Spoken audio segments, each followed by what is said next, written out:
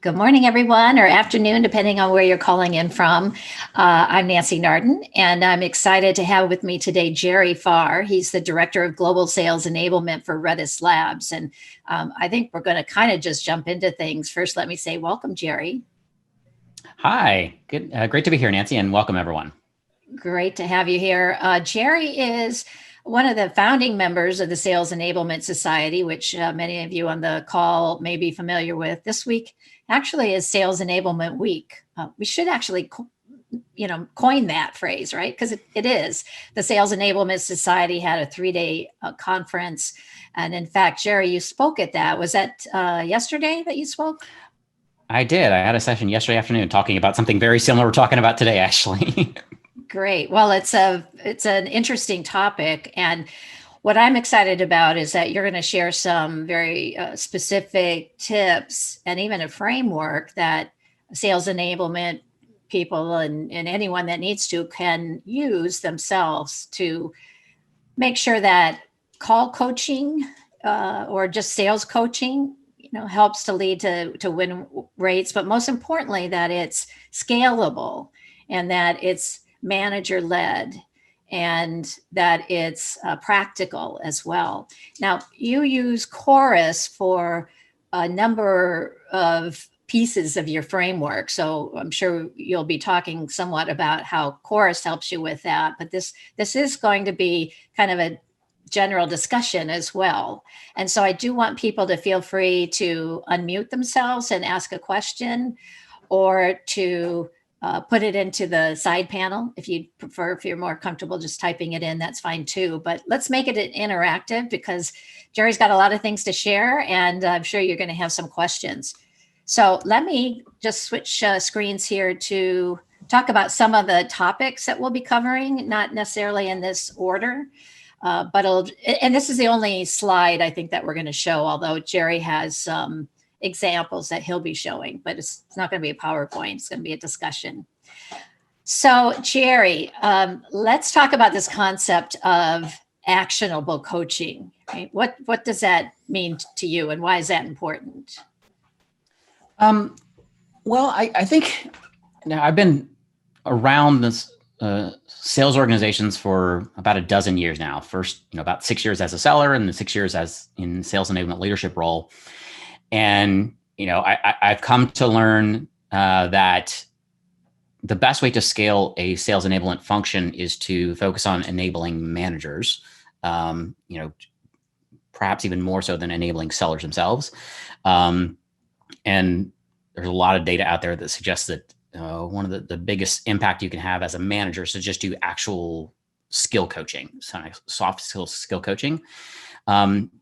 And most of the managers I've worked with, they agree with that. They would love to coach. They'd love to be able to do that, but they just don't know how. They don't know the details of what to actually do. So, sure, you put me in a meeting with my rep. I want to coach, but what should I be looking at? What data should I use? What should I focus on? Those kinds of things. So I see it as sort of our job as enablement folks to equip them with the data, the framework, the tools and resources and knowledge necessary to have those great coaching conversations that is applicable and sort of in line with what the seller's actually doing, like talking about actual deals they're working, actual conversations they're having. So making it actionable both for the rep because they're working on a deal they're working on, and actionable for the manager so that they actually know what to do and say during those conversations. Yeah, that makes sense. It's interesting because often when I think of sales enablement, I'm thinking about enabling the sellers, the sales reps. So you bring up a really good point that you have to be able to enable the managers so that they can enable the sellers as well. And I'm sure you have a lot of programs that are aimed at enabling the sellers, but the whole helping managers know how to coach is really key. And I think about that they don't necessarily know how, but also they would probably, if left to themselves, all do it differently from each other. So I guess that leads to the next point about consistency. Do you find that having a framework so that every manager, and actually, is that what you do, right? You have a framework so that every manager can coach in the same way so that you can then collect data? Talk a little bit about that. Yeah, totally. So one of the ways I see my job as a whole is about helping drive more predictable revenue for the business. And among the ways you do that is producing consistency and more consistent processes and tools and systems, so that you think of it as sort of like a machine. I want to know that regardless of the raw materials I put in this end, I want to know with consistency and predictability what's coming out the other end. And so my job is to figure out what that machine is, so that when I put in the raw materials, I know what to get. And so everything I do, I try to have a consistent framework and methodology and process for what sellers are doing, what managers are doing, what sales ops is doing, what sales enablement is doing. And you get, obviously you're not going to get 100% adoption on everything you do, but you hope for the best. And that's why, if you do get consistency, that's how you're going to get better sort of metrics and say that was effective and that wasn't. Yeah, that makes a lot of sense. So actually, I just want to comment from some of the conversations you and I have had in the past.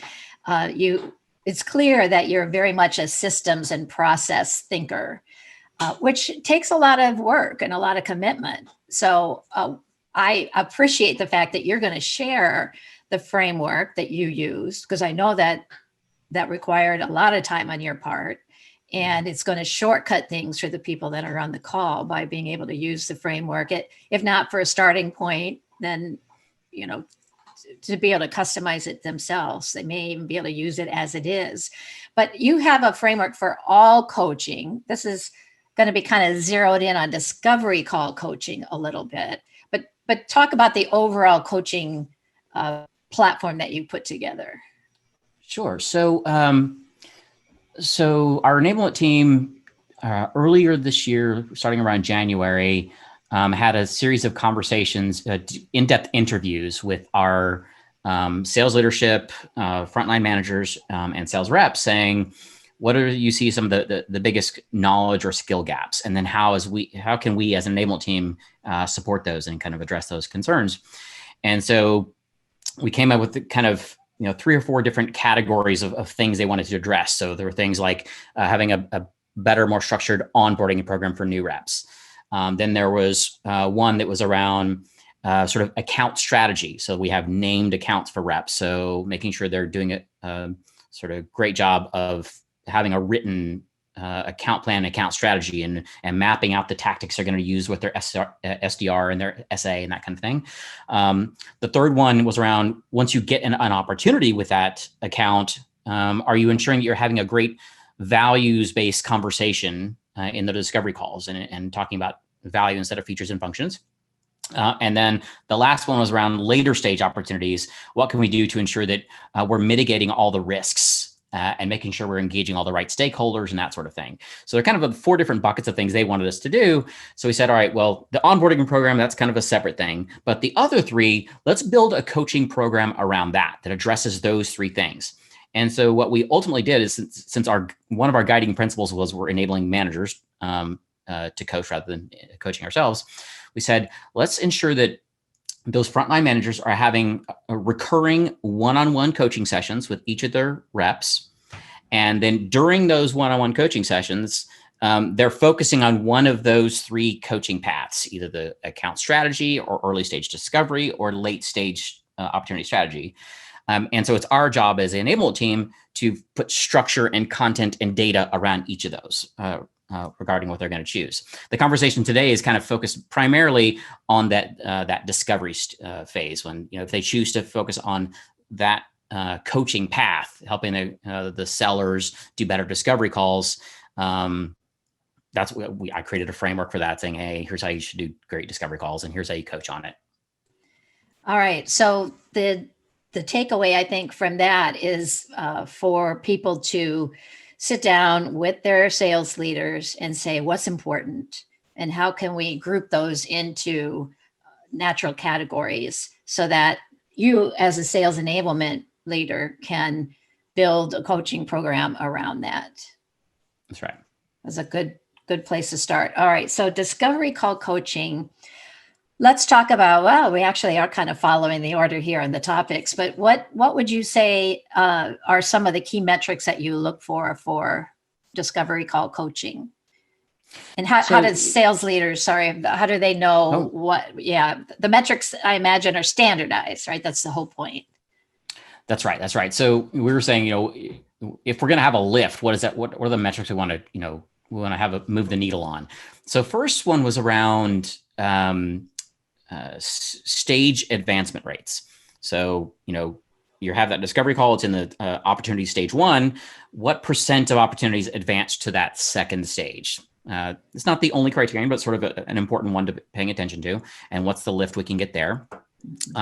Second one is around, for us, it was competitive win rates, because one of the big things we're focusing on during those discovery calls is not just ensuring we are understanding their sort of big business drivers and aligning our solution to it, but also differentiating ourselves from the other solutions they could choose from. And if this assumption being, if they're doing a good job of differentiating during these discovery calls, we should have a better way of have better win rates down the road. So we monitor overall competitive win rates. The third one is senior stakeholders. So it's another thing we wanted to focus on, is since we're trying to sell business value, not just features and functions, presumably that would allow us to have conversations with higher level folks in the influence group on the buyer's end. So we look at, of all the opportunities where you're working, what percent of them have, say, call it director level involved in the contact role in Salesforce, that kind of thing. And presumably that number would go up. So those are kind of the three ones that are our CRO cares about, for example. And the fourth one is really just, we have a framework for grading each of the calls. And, you can get an average score of between 0 and 5. And we want to make sure that average score is going up. Mm-hmm. Yeah. So I guess what you want to do then is think about what are the metrics that are indicators, really, right? So what are the leading indicators that a deal will come in? And I think that's been difficult historically for companies, because they tend to only know how they did by whether or not they hit quota for that month or that period. So if you can find some leading indicators that are measurable and that tell you, look, if we can check these boxes, we have a pretty good chance of getting that deal. Yeah. And it probably leads us to the discovery call part, because, or just really any call analysis, because the call analysis, well, describe that. Like when you're listening to a call, what does that conversation tell you? Well, it tells you whether, the degree to which the rep is using sort of best practices. Are they really trying to discover kind of business level problems? Are they really kind of articulating the value of us and our solutions and our how they're differentiated? Are they really sort of being empathetic and practicing active listening and all those kinds of things? Now, if you come up with, if you wrote down a list of all the things you think that are great things to do in discovery call, you could have 150 of them. But what we did is we said, let's as a sales organization, let's agree on what we think for our purposes are the best practices. So we created a document that documents those things. This is what we think should happen in a call. And I think that sort of shared understanding it's really hard to get to, but it's essential. If you're going to have any kind of call coaching program, you have to agree on what good is. And so that was the biggest hurdle for us, but I'm very, very pleased with what we ended up with.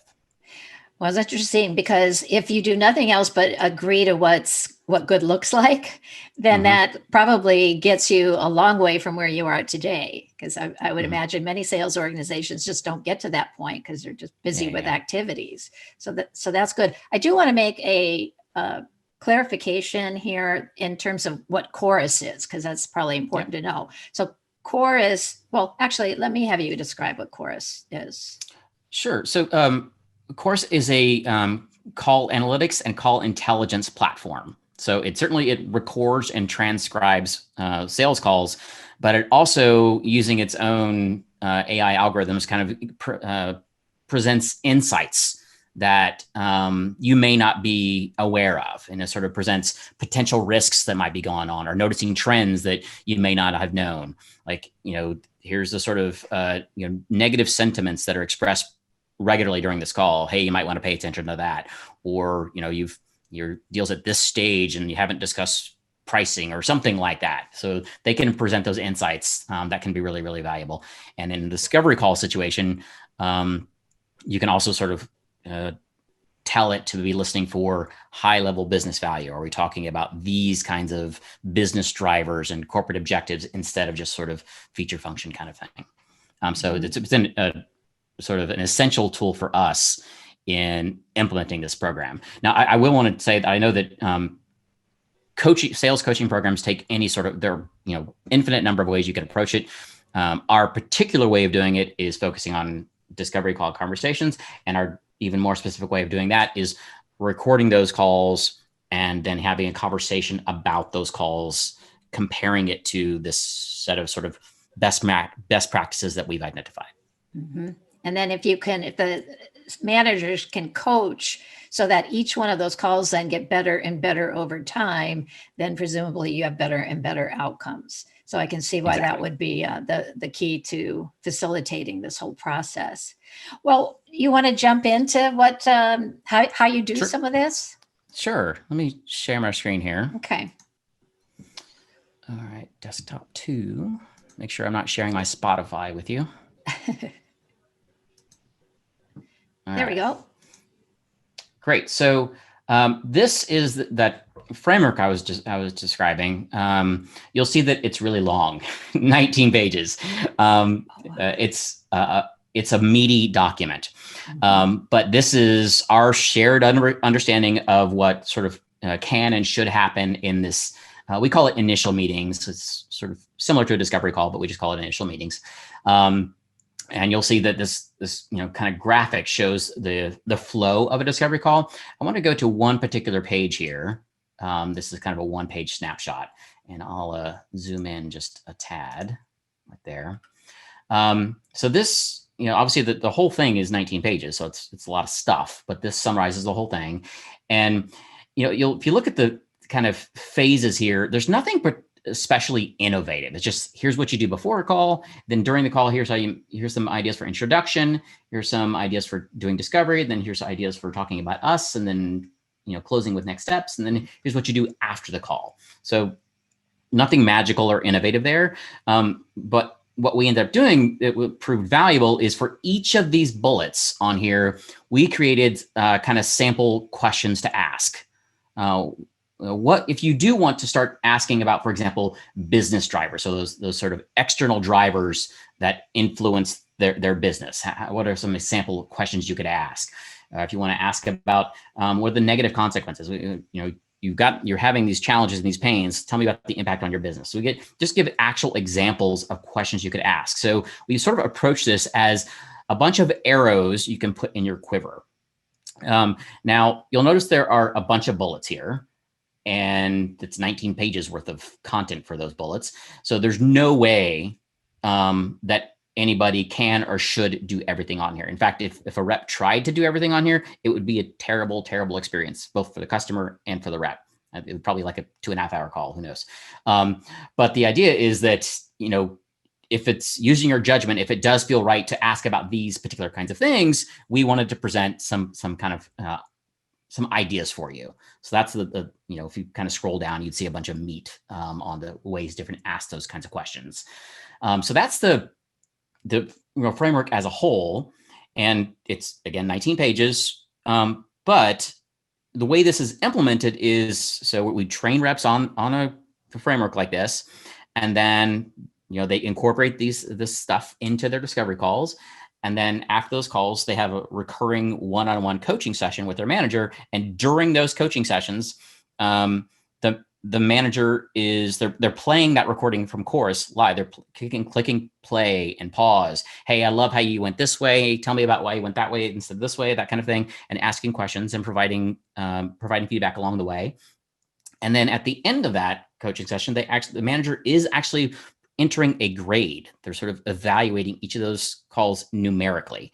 So if you're going to grade a call, you do have to agree on what are the criteria you're grading on, right? So this is another sort of challenge for us, was saying, all right, of all the stuff on here, all the 19 pages worth of stuff, what are we actually going to grade on? And so we ended up creating kind of this right here. These are the scoring criteria. So there are 10 of them, 10 items. And we basically said, at the end of the call, at the end of the coaching session, the manager is going to go into Chorus and enter a grade for each of these on this pre-call research. They're going to grade it on a scale of 1 to 5, call opening scale of 1 to 5, and so on and so forth. So scale of 1 to 5 for each of these. And so as you might imagine, it was tough to get everyone aligned on what these things are that we're kind of grading on. I do feel pretty good about where we landed. We might this might evolve and we'll change, reduce the number or something like that. But for right now, I think it's serving its purpose, doing a pretty good job. And then, so the way this actually appears in the platform in Chorus, it's not there, it's over here. So you'll see that this is a GIF flowing through, so it's going to cycle through. But you'll see that if a manager's looking at a call, they click on scorecards and they're actually entering the grades in the platform for each of those. There's the initial meeting framework, and then all 10 of those are actually listed there. And you just click, okay, I'm going to give this one a 2, this one a 4, this one a 5, that kind of thing, and enter any comments on it. So that's kind of what they're doing right now.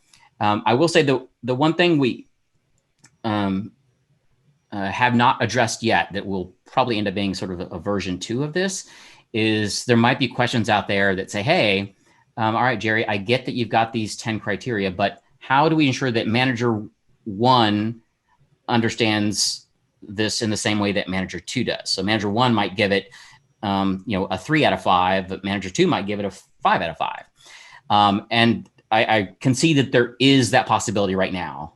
We have not solved for it, but ultimately what I would like to do is for each of these criteria, make it actually a true rubric that says, okay, there'd be columns over here for each number. A 1 looks like this. A 2 looks like this. A 3 looks like that kind of thing.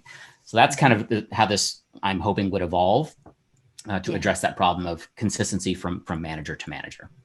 Can I stop you there and ask you to go back to that last page? Because my question is, so how is the manager doing this? Did they presumably they just listen to the entire call and then they go through this? Do they go through this as they're listening to the call? Yeah, so we do suggest that they listen to the call prior to the coaching session and enter their comments and their grades prior to the coaching session. And then during the session, you're listening to it again, probably on a higher speed. You can play it at 1.5 speed or something. And doing that, the benefit of at least listening to it beforehand is that you come to the meeting with a hypothesis on what you want to focus on and what are sort of the needs identified and that kind of thing. And then during the call, you're just listening to it and then you're saying, hey, here's the grades I gave and why. Now, some managers do that, some don't. Some will actually not actually enter the grades until the coaching session itself. We prefer to listen and enter the grades before, but some do, some don't. Okay. So the managers do that work, which it's a fair amount of work, but it's coaching. It's called coaching. Yeah. Right. So they're going to need to do that. And you've made it so that they don't have to figure out, well, what's the best way to coach this particular call. You've given them some criteria. Yeah. So typically, do they just listen to one call a week? And how do they know which call to listen to? Yeah. So I can probably stop sharing now. So they have the coaching sessions as recurring meetings on their calendars. So every 2 weeks. And I'm sorry, not every 2 weeks. It's actually twice a month, not every 2 weeks. So the first and third week of the month. And so during that coaching session with one rep, you're only focusing on one call. Now, because I think that's kind of where the gold is listening to the actual call during that coaching session and playing and pushing pause. And so, when their manager shows the grades they put in the comments, the rep actually understands why, because they talked about it as the call was progressing there. Now, there is a way in Chorus to show kind of overall analytics for a rep that are not specific to this one call, but for how they're doing overall. Like, are they, how often are they talking about competitors? How often, what's the talk listen ratio, those kinds of things. And we do coach the managers on how to look at those things as well. So look at the overall trend lines for a rep and the content of the specific call during that coaching session. Mm-hmm. I did get a question. Someone was asking whether we would be sharing this document. And as I said, this took a lot of time and expertise and work to put together. So Jerry has kindly agreed to share that first frame. Yeah, I will share that that one-page screenshot, the one-page snapshot here, but I can't really share the whole thing. Understandably. Yep, understandably. But that is really the roadmap. So people should be able to take that. The first step, I would imagine, is to fine tune it for themselves. First of all the arrows across the top, are those the same things that we would want to use? And then are those the same bullets that we would want to use? And you've got a tremendous head start because now you can just tweak it. And then you're going to want to go and create a page or an expanded section anyway for each of those bullets. And honestly, I think going through that process yourself to come up with that is probably worth as much almost as having it finished, because it forces you to ask some pretty important questions and get agreement on. Also, we are recording this session, so you'll get a link to the recording. Sorry, Jerry, go ahead. Yeah, one of the things that has surprised me both in this job and my last company where we did something similar, just that sure, you're going to get, disagreement on little points here and there, like that should be in the framework and that should kind of thing. But overall, the feedback has been, wow, that's exactly right. I've never seen it sort of packaged up like that. So everyone just says, yeah, the best practices that most people understand and agree to, just putting on a document. So that's been one of the greatest benefits is just shared understanding. Mm-hmm. Well, we have a few minutes left. I would like you to just talk about Chorus for a second in terms of adoption and implementation. Yeah. You did mention you use this at another company, and I think that speaks for itself. When you went to the next company, you brought Chorus in because obviously it helped. I've been a customer for, I think I've been a customer for 4 years now, something like that. So definitely a fan. I worked at Outreach for 3 years. So I have to say that, the number one sales technology in my stack is Outreach. The second one I would say is Chorus. As an enablement person who focuses a great deal and puts a lot of value in coaching, I don't think I could do it without something like Chorus. Well, that was going to be my last question, which is, what if someone said, look, you can't have it anymore. I'm going to take it away from you. What would you say? I'd say, I can probably get interviews next week for other companies. Good response. I mean, seriously, you couldn't do the work you're doing. You could not enable the managers to coach better for the reps to improve over time without it, because the alternative to this is having managers join actual live calls, and everyone knows that's just not scalable. Good point. And it's not just the recording. It's actually also the insights and analytics that you would not get at all. Mm-hmm. All right. Back to the implementation question. What's involved in that? Getting it turned on is basically nothing, because all you're doing is you're syncing Chorus with your calendar and you're syncing it with Salesforce. And then once you do those things, it automatically joins the calls. So from a rep perspective, they don't literally have to do anything. It just joins and then does its own magic. But getting managers and reps to use it in a way that I recommend, that just takes some sort of training and coaching. And that's usually kind of a few month process. Sure. So have a commitment that you're going to get the most out of it, but actually using it and getting adoption for it, there's nothing required, because as you say, it joins the call automatically. That's right. I will say I use Chorus myself, and Although I don't necessarily have to analyze my calls, I do listen back to them because it reminds me of what the customer said, right? And that's always hard to remember. You can't, your notes don't do it, don't do the job. And if you did take notes, you would want to listen so that you could fill in the missing pieces of what that note meant. And I will also often share that recording with the customer because presumably we had a good conversation and they'll want to be reminded of it as well. And that helps with internal selling too. I'm just curious if your reps do any of the recording sharing with your prospects or customers. They do.